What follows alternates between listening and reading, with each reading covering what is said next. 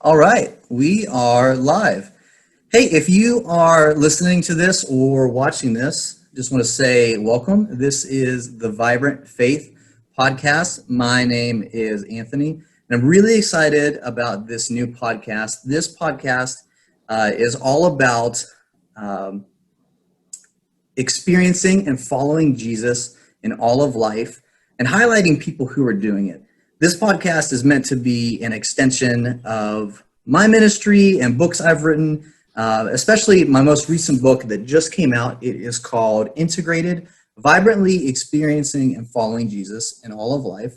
So I'm really excited about this to be able to highlight people really everywhere that are following Jesus in different walks of life, different hobbies, different things, how people are integrating and living out the vibrant and abundant life of following Jesus Christ and what that looks like today in 2020 and beyond into the future. And so I'm really excited that you're checking this out. I'm going to have a different guest every week. This podcast is going to be available in a video format on YouTube as well as audio format everywhere that you would normally get a podcast. I'm really excited about this podcast because I really think that it is going to be an opportunity to just have a casual, easy, accessible podcast for the listener to really just kind of take in people's stories of what God has been doing in their life and how he's been forming them and what he's been calling people to do in various areas of life.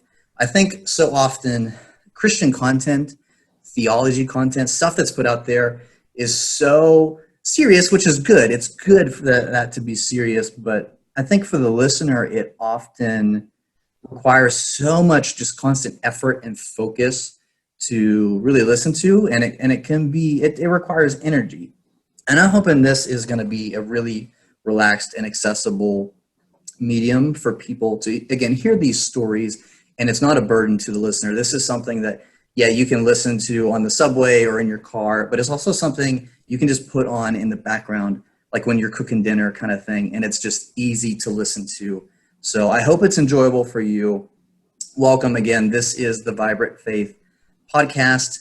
I'm really excited, and this is the debut episode. So all that aside, I would like to say welcome to my best friend in the whole world, Matt McNeil. I'm going to let him introduce himself real quick, but I have known Matt so long now. We went to college together at Waynesburg University. We were part of worship bands together. We worked at Waynesburg University together. We helped plant a church right off the campus of West Virginia University together. We were on staff there.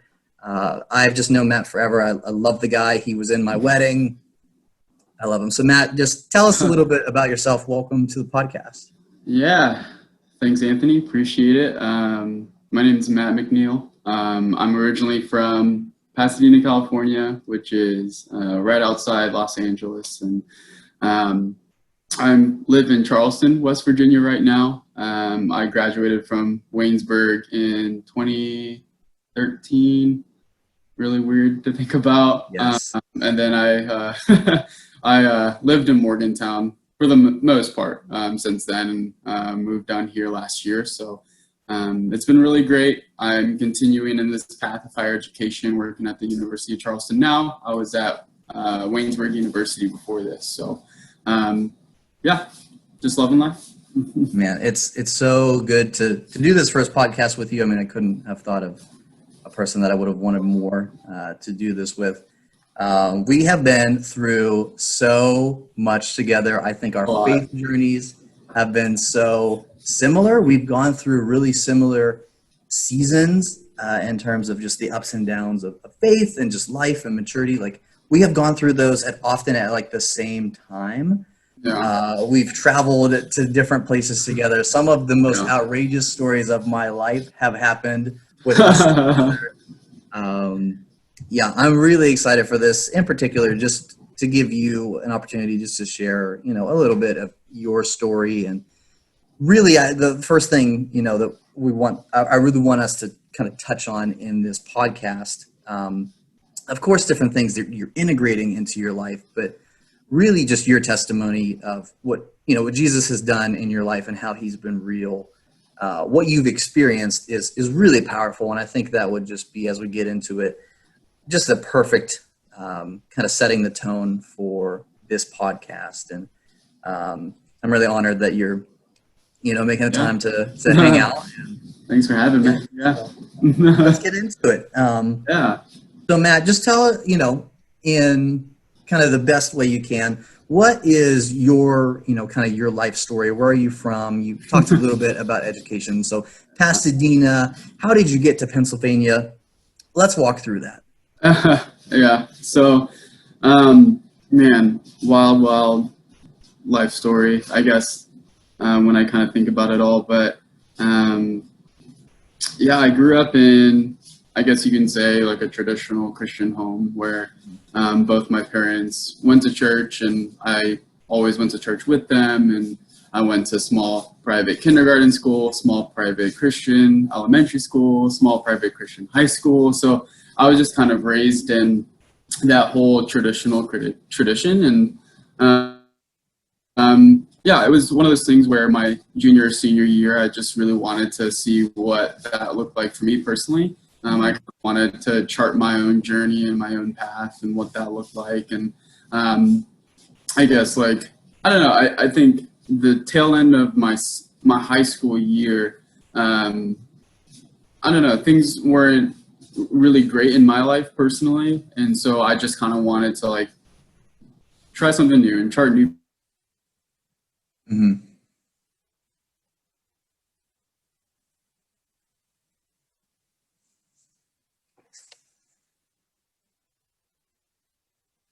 Wouldn't be a podcast without technical difficulties on episode 1.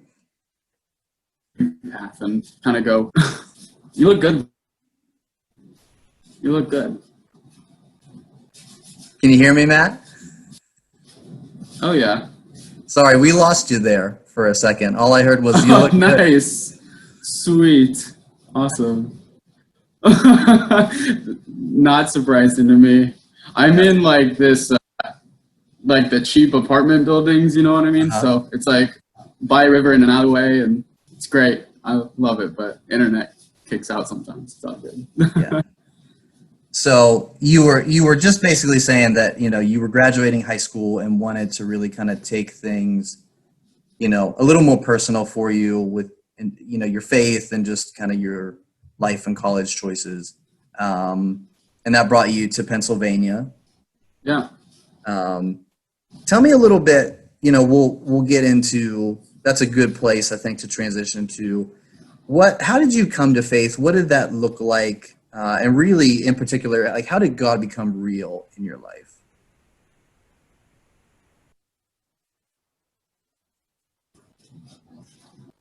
I think for me, again, I was kind of raised in that Christian tradition, and I always went to Bible school, and I always went to church, and I heard about everything and I learned about everything, but it's different to hear it and learn it. And then it's very different to actually experience it and to actually live it. And so, yeah, it was just, I guess for me, a time in my life, where I just went through a really tough season of evaluating my self-worth, essentially, not knowing what I was worth, if I was really worth anything. And I was an only child, and it got to a point where, me and my dad, we didn't get along as well, towards my senior year of high school. And so, I mean, when I look back at it, I was just a hot turd ball. It was on me. When I think about it, it was just being an immature teenager, but it still caused a huge rift in our family. I don't know. I wasn't a super popular kid in high school. I wasn't an athlete. Which is so funny because you were the coolest guy on campus at Waynesburg. Oh man.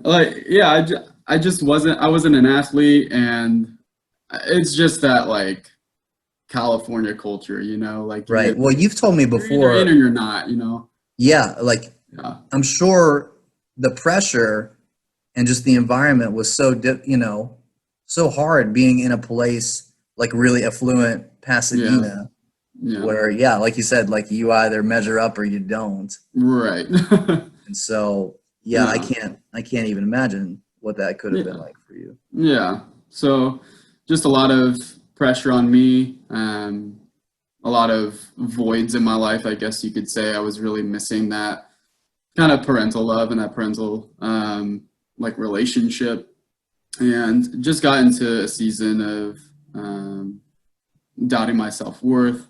Mhm. Got into kind of like self-infliction, thoughts of, is this life really worth it? Yeah. Just kind of the whole gamut of not feeling love. And so I wanted to like act out in ways where I could like know that like I am loved, or know like, oh, like I can still like feel stuff and I'm still here kind of stuff. So Hmm.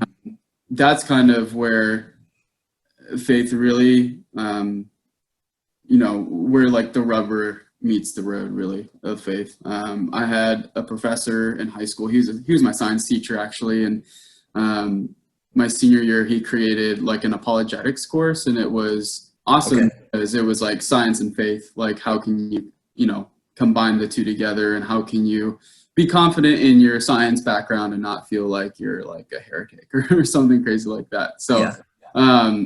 that course really lit the flame a little bit in me, where it was like, okay, like, this is what I've been taught, this is what I've been told, and like this is something that I can like really believe in and stand by. And Yes. my undergrad, like from Waynesburg, was in science, so I've naturally just been like a very sciencey person. So Hmm. really like invigorated me and lit the fire of me of knowing, okay, like if I can defend the fact that the universe is real, and if I can defend the fact that everything in the universe is fashioned by the creator, then that has to apply to its creation, which is me. And so that's Yes. where, like, the light bulb like really clicked in my mind, where it's like, okay, even if I don't like feel something immediately right now, that doesn't mean that there's still not a plan out there. And that was kind of like the saving grace for me to hold on to, was, all right, look, I'm like going towards this goal, and I'm looking towards this future. And even though I don't see it, even though I don't feel it, I can still like hold true and know it. And that's kind of where, just charted a path and went to Pennsylvania, Yeah. I guess, and just wanted to kind of do my own thing for a little. Yeah. That's really cool just hearing you say that, because we've had, again, like I think our even our testimonies of just like pain and doubt and depression and things like those being the catalysts for us to come to faith, for God to kind of break in, the light to break in. Mm-hmm. It's really, yeah, it's really cool just hearing you kind of recap that a little bit. Yeah. Can you tell me a little bit, we were talking about your science teacher. Let's maybe talk a little bit about, your time at Waynesburg. That was a really formative time for both of us. Tell me a little bit about just like community, like the importance of relationships and how your faith grew during that time. What did that look like? Any specific stories or just seasons where you're like, this community, these people really impacted me? Yeah. Yeah. Well, first off, I think community is absolutely like important if you're going to live this life like fully, which is kind of like one of your themes. I really think that it's a community effort. It's with relationships with, your significant other or your best friends and your parents and whoever you reach out to. I think community is really important. And if you think about it, God is essentially in community with himself, God, Father, Holy Spirit. And so that's kind of the model that we can go off of too, of knowing, like community is important. We should fight for it and we should be plugged into it. So yeah, Waynesburg was an awesome place for community.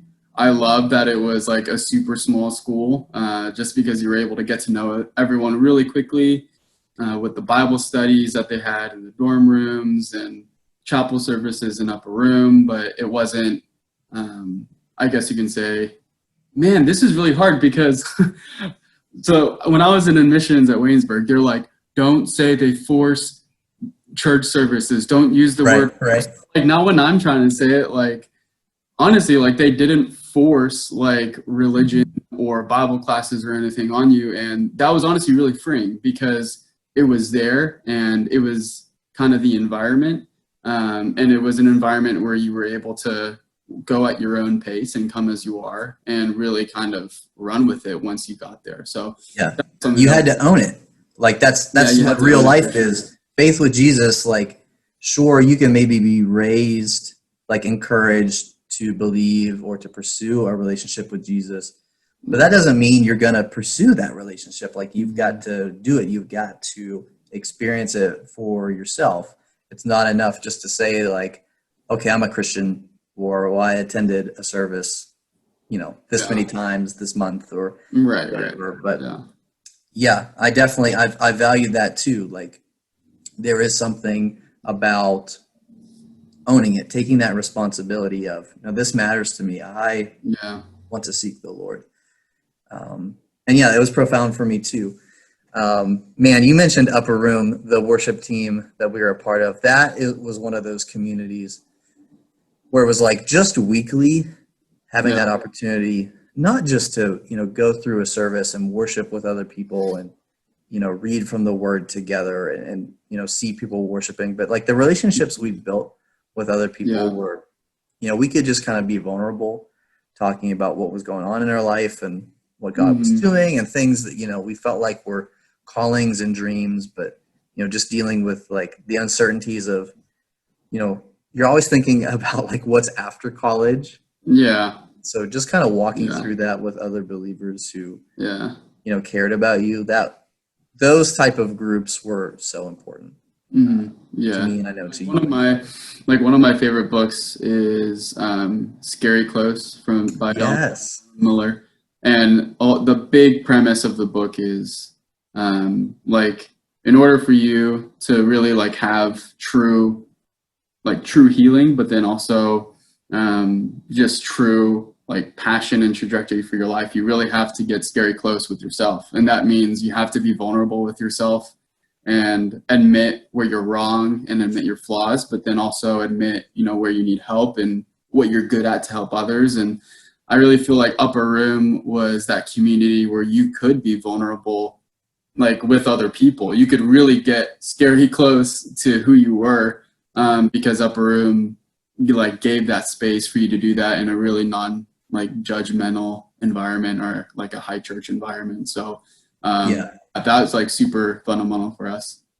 Yeah. And I think that's a testament to why that ministry has survived even today. I mean, I know that specific ministry at that school was started back in like 1999, 2000, somewhere around there. And we're still here in 2020 and it's still going, and they're doing a great job.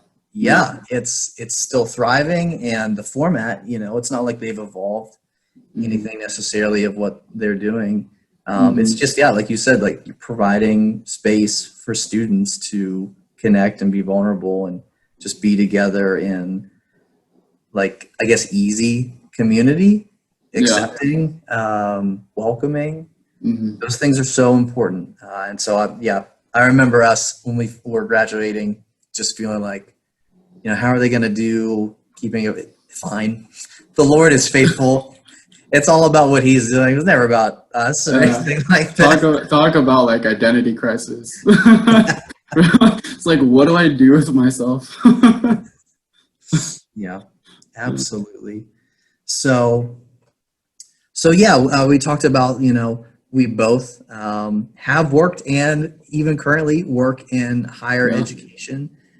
We did an MBA program together.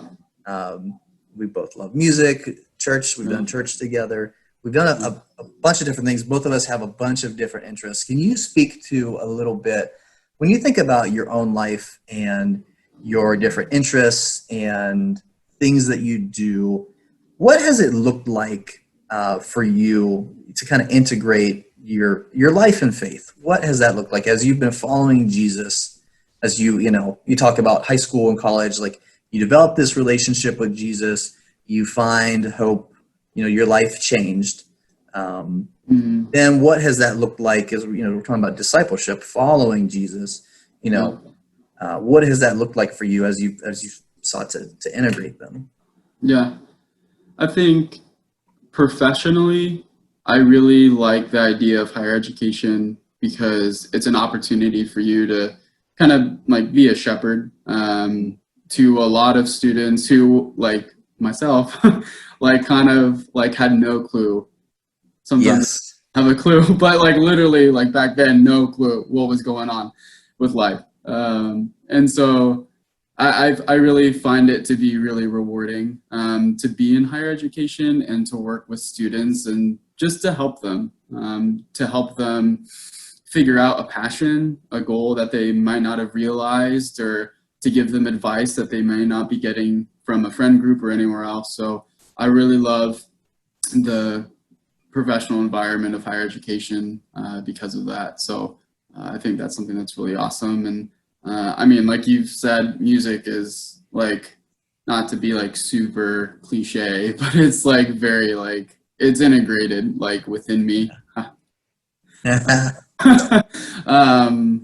Yeah, it's just part of like my DNA. Like both of my parents were worship leaders. That's how they met. My dad was a music missionary, and he went to the Philippines and one day led a service at a church, and someone on that praise team ended up being my mom. So that's how they met, was through worship and through church. And because of that, I've always, been raised in music. My dad has a master's in music, and his instrument is the trumpet. So he always played trumpet at church and different things like that. So I've always valued and really loved music. And whether that's, literally playing at a church and being very, I guess, like open with glorifying God with your talents, or even, just like jamming with other people and kind of having that be a bridge, or even just doing like a generic coffee house at a local coffee shop and being able to also be that bridge, but then also select songs that kind of make people think.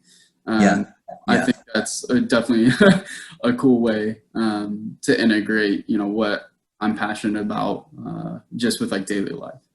Mm-hmm.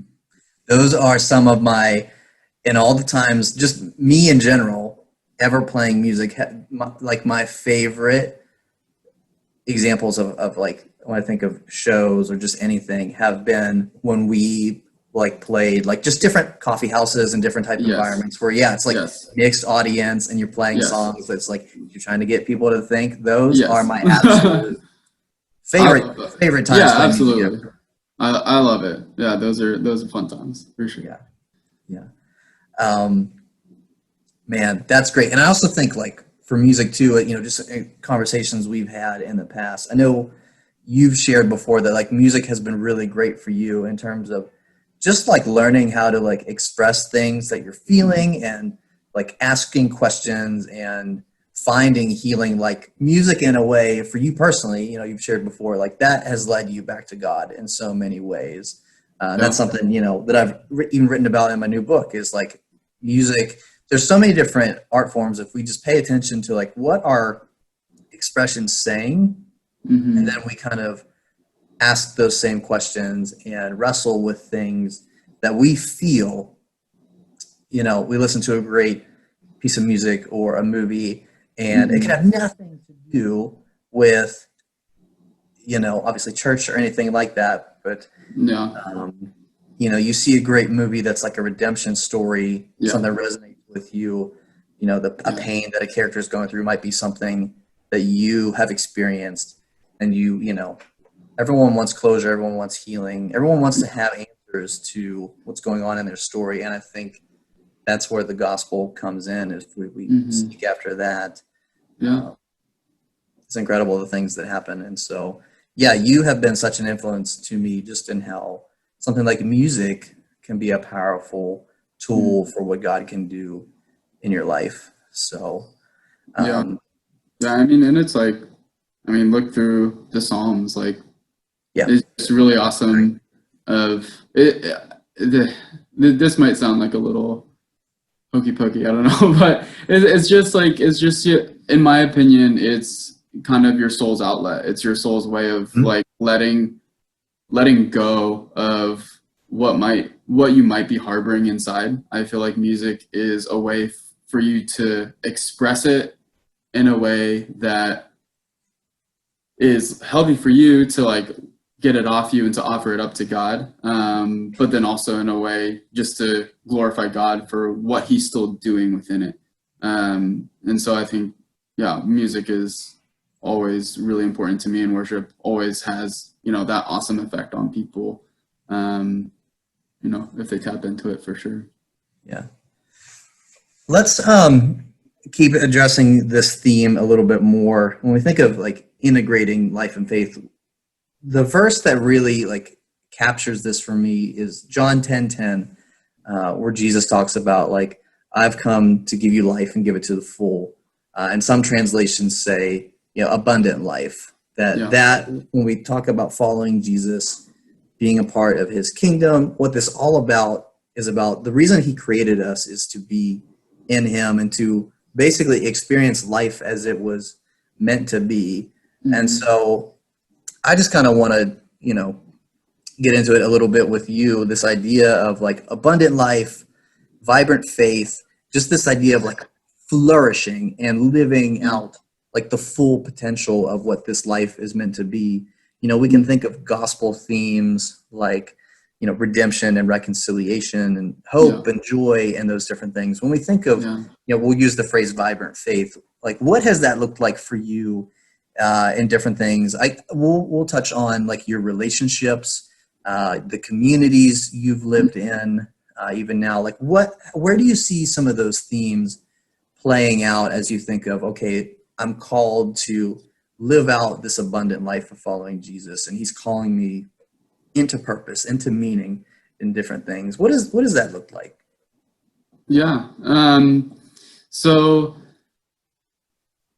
we went on mission trips twice to Jackson, Mississippi. Yes. With the absolute stud, Dr. John Perkins. What a legend.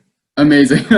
And I'll never forget, we were in like this roundtable Bible study discussion with him. Uh-huh. Like that's so awesome that we were casual, right? But I'm pretty sure I asked him like just very straight faced, like, what does success mean to you? Mm-hmm. And for him, he responded, and I'll never forget it. It's always been stuck in my mind, is success is when achievement meets fulfillment. And you can't truly achieve if you're not truly fulfilled. And so that's really kind of been the lens that I've put on for myself whenever I live life, is what am I doing where I'm achieving my goals and I'm using what I'm good at to help other people. But at the same time, it really satisfies my soul and gives me that intangible feeling of fulfillment that I really can't get anywhere else. And so that's kind of been, I guess, like my litmus test of whatever I do in life and wherever I go is like, number one, am I achieving through this? But number two, am I being fulfilled through this too? So when I think of vibrant faith, I just think of opportunities where I'm able to combine those two really easily. And I think, vibrant faith is really important too, because I think it's through vibrant faith where people can see the actual like fruits of the Spirit. They see the actual fruit of the gospel and character traits of Jesus that, they may not read.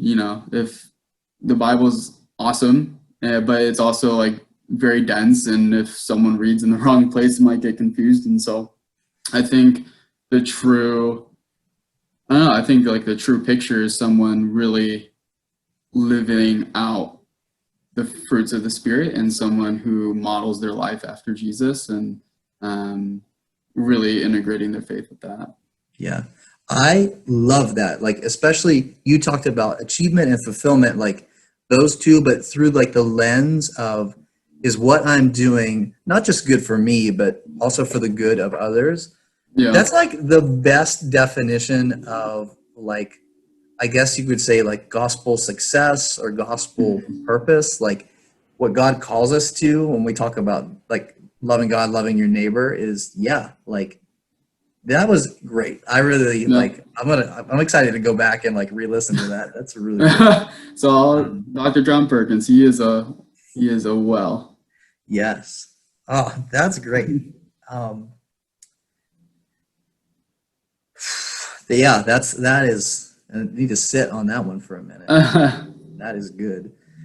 Um, let's talk a little bit about so where you're uniquely at in 2020. Anybody's guess is as good as anyone else's in terms of what our futures could look like and where we are being called to, But where do you kind of discern what God is doing in your life now? Maybe touch on that. But where do you feel like you are being called to in the future in terms of what dreams do you feel like God is putting on your life?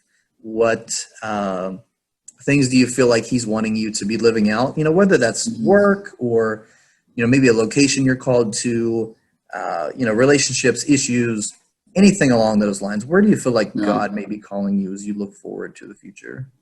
Yeah. I always describe my dream, and I think I've said this to you a couple of times, but if you ask me like what the dream is for me in my life, it's always church and coffee. If I'm Yeah. able to do church and coffee both, one is fine, but both would be really sweet. Yes. That's the dream for me, and I don't know. I feel that I'm in a place now where I'm able to really seriously pursue either one of those. So that's something that's really exciting. More specifically, coffee. I feel like that's an avenue where it's more than just I really like coffee and I've been to a lot of coffee shops to where it's like, okay, I really genuinely love the art of coffee and what it can do and how can I bring that to my community, Yeah. and to like what you were saying, like how can I use that as kind of a beacon within the city to bring people to. So I think that's kind of my dream is I would really love to open up a coffee shop where it's a huge community hotspot, Yeah. where people are able to come and gather around a table and just talk and get to know one another and just know that they're not alone, that there's other people who might be struggling with the same things and there's other people, that they're able to connect with that they may not know of like just right off the bat. And so that's kind of the dream that I'm pursuing is I'd love to open up a coffee shop soon. Yeah. Which I just love that focus of creating that type of environment because there's Mm. coffee shops everywhere, Yeah. but but designing it in a way where it is focused on that intentionality of relationships and dignifying and valuing, like you just said, like every person who comes in. I think Yeah. that's incredible. And I'm excited to see Yeah. how those dreams play out for you because they will. Thanks, I really man. believe that. Thanks, man. Um, let's kind of transition. We're getting a little bit to the end of our time together. So Matt, as some of these things we've talked about, this idea of integrating your life and your faith and following Jesus, experiencing life with God. What do you really think it's important? All this, considered, especially when we think about our place in the world today. Mm. All this together, what do you think are some things that you would say that are important for Christians to be considering, to be engaging? What are some thoughts that you would leave for anybody who just could be listening to this right now? Yeah. Hmm. I would say, I don't know. I think the one theme, I guess, that's been on my heart, especially right now, is just the idea of a season. And I know I feel like I'm in a season of life where it's kind of like a transitional season. And I think that's kind of a thought to ponder on when we think about integrating your faith into what you do. Just because we live in a culture that's very like instantaneous. You can hop on social media, get what you want automatically. Yeah. You post a photo, you get a like automatically. It's just it feels like a very fast-paced environment when in reality, sometimes it's just not. And especially with faith, it's not. And sometimes it takes a whole lot longer than you would ever want or even pray for. But that's just my encouragement is, there's a season for everything. And we know that in Ecclesiastes. And just to be able to be content in the season that you're in, and to be able to really absorb, the season that you're going in to move forward from it. So I think that's something that was really important as well. Absolutely. I am looking up real quick because I don't want to butcher this quote. But I love the Eugene Peterson quote. Thinking of this in terms of discipleship as a long obedience in the same direction. Like it's a slow process. Yeah. Like these things that we pray for, like sometimes we get breakthroughs, that happen quick, but that is not the norm. That following Jesus, this life of faith, it's a lifetime. Like it is a journey. Those things, are cliche, but they're true. Yeah. And I just love that phrase, long obedience in the same direction, that faithfulness. There's a slowness to that. And I think that's really good, even as our lives and culture have slowed down a lot this year. Yeah. We still want that kind of instant gratification and, we want a vaccine now kind of thing. And, it's just good that God is present every day. He is faithful every day, even when it feels like he's not. And so, thank you. That is a great encouragement. Kind of the last question I want to ask you is a bit of a fun one. So again, the theme we're going for here is based off the book Integrated, but just thinking of, again, flourishing things at their full potential. What are some recommendations? We've talked about music in particular. Yeah. What are a few expressions like music or movies, books? You mentioned scary quotes. Yeah. What are a few examples you would give of some things that have just been really, really important to your faith and your growth? Just things that you would share for the listeners. Yeah. I think just for like not having too long a list, I think the one book that I've really resonated with kind of integrating your faith into life and living a vibrant, flourishing faith is Love Does by Bob Goff. That is for me like one of my MVP books that I will go back to read just because Bob is wild. He's amazing. Like if you want to learn about how to live life truly joyfully, you need to read Bob Goff books because he's just great. And I think he does it really well and he does it really genuinely. And so Love Does is just amazing. One of my favorite books. Highly recommend. With music, I really love, you already know this, but Of Dirt and Grace is one of my favorite worship albums. It's the acoustic version of Hillsong's Empires. But I think just it really makes you pause and really makes you think about yourself and the world around you, but just how good God is within it. I also think Simple Gospel from United Pursuit is also a really solid album. And then again, for me, Becoming Who We Are from King's Kaleidoscope. Oh my gosh. Yeah. Incredible album. Incredible. And I just love, like my dad played trumpet. So I love the brass and the wind instruments in there. It sounds great. But that's another really fun album to get you pumped up and to get you excited for what God's doing in your life. Absolutely. Man, those are great. Definitely was kind of waiting for you to drop a Star Wars reference. It's important to your faith. I don't know. The last 3 made me question things a little bit, but Yeah, the OG trilogy is still. the OG trilogy, yes. Yes, absolutely. I'm definitely very soon. I have yet to watch The Mandalorian, and I'm going Oh to no, you check that have out to. It's very coming up. soon. Yeah, Yeah, they're digging really deep into the Star Wars universe, so I'm excited. great, great.